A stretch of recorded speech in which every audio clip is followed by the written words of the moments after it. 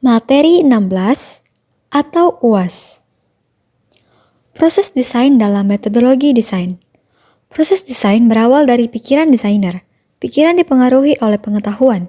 Kabut pikiran atau ketidakberaturan pikiran merupakan hal yang sering terjadi dalam pikiran manusia. Dapat menimbulkan ketidakberpikiran yang menutupi ruang pengetahuan dan dapat pula menimbulkan pengetahuan kreatif. Beberapa metode desain yang umum digunakan antara lain 1. Exposing, 2. Redefining, 3. Managing, dan 4. Transpotting. Proses desain.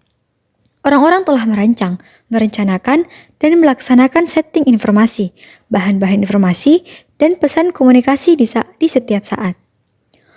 Desain proses adalah perencanaan yang digunakan untuk membuat langkah-langkah dalam menciptakan suatu desain.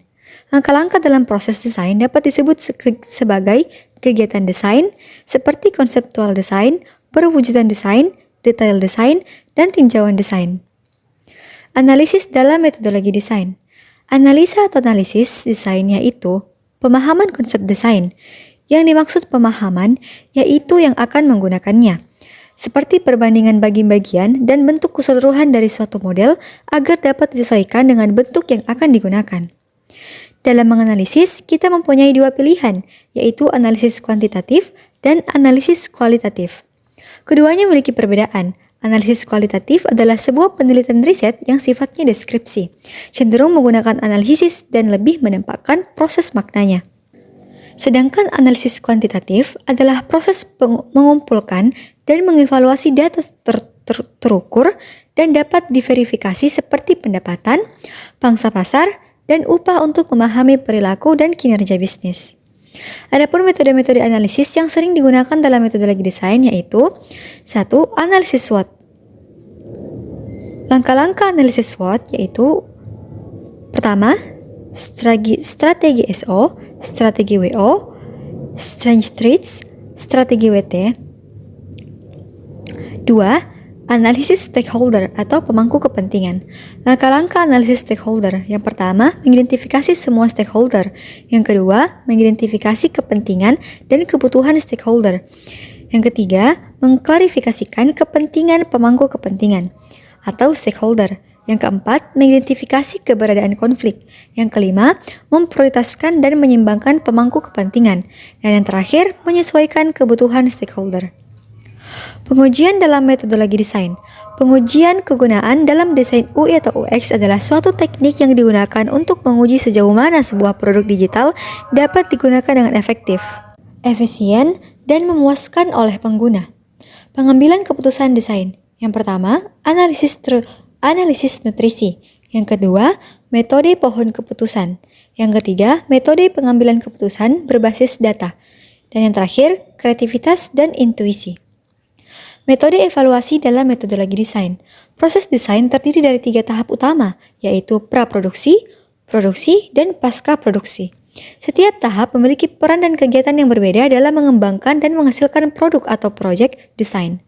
Berikut ini adalah rangkuman materi proses desain. Praproduksi, produksi, dan pasca produksi. Yang pertama, praproduksi. Terdiri dari 3 poin, yaitu analisis kebutuhan, riset dan perencanaan konsep, serta evaluasi dan validasi. Yang kedua, produksi, terdiri dari 3 perencanaan detail, pembuatan prototipe, dan produksi massal. Dan yang ketiga, pasca produksi, distribusi dan peluncuran, pemeliharaan dan dukungan, serta evaluasi dan perbaikan. Metode refine dalam metodologi desain. Metode refine dalam metodologi desain adalah suatu pendekatan atau langkah yang digunakan untuk mengembangkan dan memperbaiki konsep desain yang ada menjadi solusi desain yang lebih matang, efektif, dan sesuai dengan kebutuhan pengguna. Berikut ini adalah rangkuman materi metode refine dalam metodologi desain. Yang pertama, evaluasi konsep, kedua, iterasi dan revisi, ketiga, prototyping dan testing, keempat, konsolidasi konsep, dan yang terakhir, dokumentasi desain. Etika dan tanggung jawab profesi desain. Etika profesi desain yaitu bagaimana komunikasi mampu menyelesaikan banyak kebutuhan interpersonal, membantu menentukan identitas personal, dan mempengaruhi sikap manusia. Tanggung jawab profesi desain yaitu mampu mewujudkan komunikasi yang menarik, upaya supaya seluruh pesan bisa dengan gampang diterima oleh konsumen. Etika dan tanggung jawab profesi desain adalah bagaimana seorang desainer dapat menghasilkan karya atau produk di samping moral dan keyakinan serta prinsip bisnis dengan memikirkan apakah yang dibuat itu memiliki efek pada orang-orang nyata dan efek tersebut dapat menciptakan dampak. Drafting proposal design. Drafting proposal design yaitu pemahaman kepada mahasiswa dalam menyusun proposal yang efektif. Drafting proposal design mempelajari bagaimana cara menyusun proposal yang sistematis dan terstruktur untuk mengkomunikasikan ide, tujuan, dan rencana mereka kepada pihak terkait seperti klien, tim proyek, atau dosen. Dalam pembuatan proposal umum, terdapat komponen atau unsur-unsur dalam merancang kegiatan seperti 1. Nama kegiatan atau judul, 2. Latar belakang, 3. Tujuan kegiatan, 4. Tema, 5. Sasaran atau peserta, 6. Tempat dan waktu kegiatan, 7. Kepanitiaan, 8. Rencana anggaran kegiatan, dan terakhir penutup. Namun, secara umum, proposal memiliki sistematika yang hampir mirip satu sama lain.